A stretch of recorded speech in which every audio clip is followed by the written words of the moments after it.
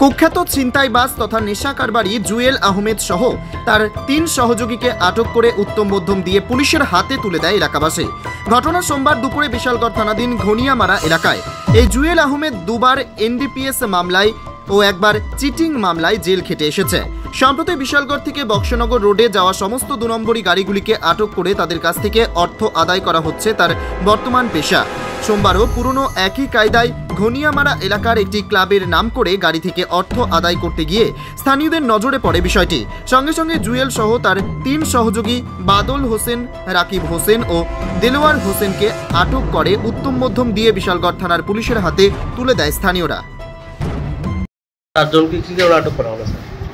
একজন জুয়েল আহমেদ, দিলওয়ার হোসেন, রকিব হোসেন এবং বাদল হোসেন নামে 4 জন যুবককে এলাকাবাসী সন্দেহজনক অবস্থায় আটক করেছে। তাদেরকে আমরা জিজ্ঞাসাবাদ করার জন্য কী কারণে আটক করেছে, কী তাদের অভিযোগ, সমস্ত প্রক্রিয়া দেখার জন্য আমরা গঠিত হয়ে গেছি। স্যার কোন জায়গাতে আটক করা হয়েছে? ঘনিয়ামারা এলাকাতে।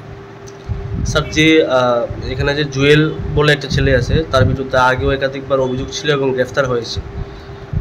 প্রাথমিক জিজ্ঞাসাবাদে কি তার মুখ থেকে কিছু পেয়েছেন স্যার? না, আগে তো 1-2বার গ্রেপ্তার হয়েছে বিভিন্ন ধরনের কেসে। তো তার সেই সম্বন্ধে বা সমস্ত জিনিস প্রক্রিয়া নিয়েই আমরা তো জিজ্ঞাসাবাদ করছি।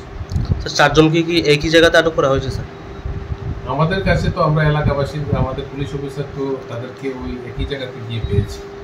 স্যার ইদানিং ধরেছে এলাকাবাসী, সেগুলি তো আমরা তাদেরকে জিজ্ঞাসাবাদ করে বা তদন্ত করে বের করতে হবে।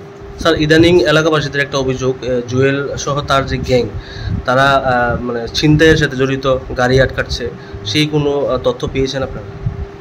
এলাকাবাসী তাদেরকে সন্দেহজনক অবস্থায় আটক করেছে, সমস্ত প্রক্রিয়া আমরা দেখছি। এরকম যদি কিছু থাকে তাহলে আইনগত ব্যবস্থা হবে। আর যে কারণে তাদেরকে আটক করেছে সমস্ত প্রক্রিয়াতে আমরা তদন্ত করে দেখছি।